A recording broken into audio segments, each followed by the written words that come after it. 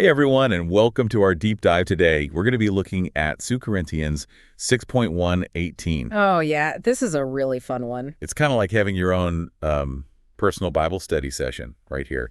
We're going to break down these verses and really, figure out what they mean for us today. Yeah, it is. I'm excited to see what we find. Yeah, me too. And we've got some incredible resources to help us along the way. Commentaries, study guides, just all kinds of goodies to help us unpack these verses. Awesome. All right, so let's just jump right into it. The first thing that really jumps out at me is just this sense of urgency, right? In verses 1 and 2, where Paul's talking about now is the time for salvation. Right. And he says now, like twice in those first two verses. Yeah, it's like so in your face. Why do you think he emphasizes it so much? Like, what was happening in the Corinthian church that might have made him feel that this was so super important? Well, I mean, you think back to the historical context, the Corinthian church was facing all kinds of stuff. Yeah, they were a mess. Total mess. They had internal divisions. They had moral compromises going on. It was a rough time. Yeah, and they were surrounded by this pagan culture. Yeah, constantly being pulled in different directions. Exactly. So it seems like Paul was kind of worried.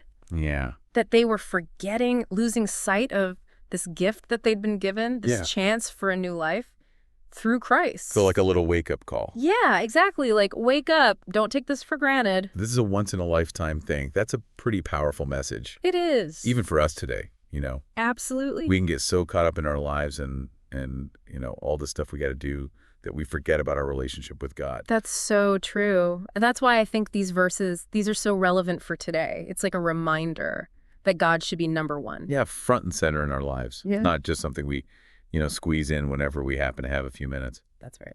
Now, in verses 3 through 10, Paul kind of shifts gears a little bit, and he starts describing what it means to be a minister. And I got to say, it's not exactly, a walk in the park, is it? Mm-hmm. He's talking about hardship and affliction and imprisonment. Yeah, he gets real. It doesn't sound fun. No, he doesn't sugarcoat it. No. He tells it like it is. And he's really upfront about the fact that if you're following Christ, there are going to be some tough times. Yeah, you're going to suffer. You might even get persecuted. You might even feel like giving up. But even with all of that, he still talks about joy and perseverance. Yeah. And the strength that you get through God's grace. Absolutely. It's such a paradox. It is. Like he's saying, sorrowful, yet always rejoicing. Yeah. As having nothing, yet possessing everything. How do we even make sense of that? I think it speaks to how powerful faith is. Like the deep peace that comes from knowing that God is there. He loves us. He's got us. No matter what we go through, like he's saying, your circumstances don't define you. Mm-hmm. Your relationship with God does. So it's not like we pretend everything's perfect or we just ignore the pain. Mm-hmm. But it's about finding a joy that is bigger than our circumstances. Right. A joy that can't be touched by our problems. That's such a great message for anyone who is going through a hard time. Yeah. And it's important to note, he's not just talking about like pastors and priests here. When he says minister, he means all believers. So all of us. Yeah, all of us. We're all called to represent Christ. Out in the world. Yeah. That's a really good point. Okay, now verses 11 through 13. The tone shifts again. Yeah. It gets really personal and emotional. Paul talks about an open heart and being enlarged. Yeah. What do you think he's getting at here? I think he's like pleading with the Corinthians. Yeah. Begging them to open their hearts to him and to each other. He even calls them dear children. I know. It's like he has so much love for them and responsibility for them. Like he's saying, look, I've poured my heart out to you. Yeah. I need you to do the same. Open your heart to God. Open your heart to each other. Yeah. And to this message that I'm sharing. I really love this idea of being enlarged. Yeah. It makes me think about all the ways that we limit ourselves. Mm-hmm. We build walls. Mm-hmm. We hold back. Out of fear. Yeah. Insecurity. Yeah, all of that. Yeah. So what if instead of doing all that, we just expanded? Our capacity for love, for compassion, for understanding. Yeah. Letting go of our limitations. Letting God work through us. Yeah. So it's about expanding. Mm-hmm. It's about stretching our hearts to make room for God's grace. Yeah. For his love. I mean, we could all use a little more of that, right? Absolutely. And I think that's something we have to be intentional about. It doesn't just happen. You really have to make an effort. You got to choose it. Open your heart, challenge your assumptions, and just grow in God's love. So it's like a constant process of growth, of becoming more. Now, things get really interesting in verse 14 when Paul introduces this metaphor of being unequally yoked with unbelievers. Now, this might need some explaining for those of us who haven't spent a lot of time on a farm. Right. A yoke. Yeah. For people who didn't grow up on a farm, they might not know what a yoke is. Right. So a yoke is this wooden frame that connects two oxen together. So they can like pull a plow. A cart. Yeah, cart. Exactly. So you can imagine if you had two oxen and there were different sizes. Different strengths. Yeah, totally different. Trying to work together under this yoke, it wouldn't work very well, would it? No. No. They'd be going in opposite directions, probably hurting themselves in the process. Yeah, and I think that's Paul's point here, right? Yeah. He's saying if you try to mix a life of faith with a life that doesn't have those same beliefs, it's going to cause a mismatch. Exactly. It's going to lead to conflict. Compromise. Yeah, and ultimately it's going to mess with your spiritual growth. It's not about judging other people who don't believe the same things as we do. It's just about recognizing that when you have two totally different set of values, it's going to be tough. Yeah. And to make things super clear, Paul uses some really vivid imagery here, like righteousness and unrighteousness, light and darkness, Christ and Belial. Like, he's drawing a line in the sand. This is a life lived by God's rules. Yeah. And this one isn't. That's such powerful imagery.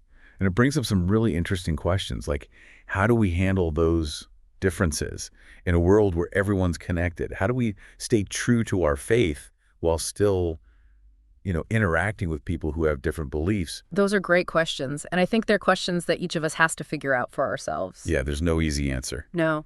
But this passage really makes us think about who we spend time with, who and what we allow to influence our lives. Right. Being mindful of those things that pull us away from God. And making choices that protect our faith. Yeah, and help us grow. And then he hits us with this incredible statement. You are the temple of the living God. Whoa. Now things are getting interesting. I know, right? That's mind-blowing. It is. It's like the core of what it means to be a Christian. Yeah. In the Old Testament, the temple was the most holy place, where God's presence was. Yeah. And now Paul's saying that each believer is a temple. Each of us, a sacred dwelling place for God. It's not about a building anymore. It's about your heart, your mind, becoming a home for God's Spirit. Right. That changes everything. Totally shifts your perspective. It should change how we see ourselves and how we live. So if we are temples, how does that change our choices, our actions, how we interact with the world? That's what I want to explore next. Yeah, me too. There's a lot to unpack here. This is a metaphor with many layers. Yeah. We're back, and I'm still thinking about that last part. You, a temple of the living God. It really makes you think, doesn't it? It really does. Like, what does that even mean? To have God actually living inside of you. Yeah. If we are temples, shouldn't we be treating ourselves with a little more respect? Yeah. Like you wouldn't just trash a sacred space, would you? Exactly. It's like we're responsible for taking care of our own inner sanctuary. What we let in, what we focus on, it all affects the vibe of that sacred space. So is this where the idea of separation comes in? Like not just separating ourselves from people who don't believe, but like separating ourselves from anything that would mess up our temple? That's a good point. Maybe Paul's telling us to be careful about what we let into our minds and our hearts, the things that influence us. Like the ancient Israelites protected the temple from being defiled. We have to guard our inner space too. Makes me think about all the stuff on social media and the news, even the conversations we have. Are we surrounding ourselves with things that lift us up? Or are we just letting in all the negativity? That's a really good question. It's something we all need to be asking ourselves. What are we letting in and how is it affecting our temple? And it's not just about avoiding the bad stuff, but it's also about focusing on the good. So it's not just cleaning out the cobwebs, but it's also decorating, bringing in beauty and light. Exactly. If we're temples of the living God, we should try to make our insides reflect his glory right. Makes sense? Yeah. And that takes us back to all those qualities Paul talked about earlier. Patience, kindness, love, joy.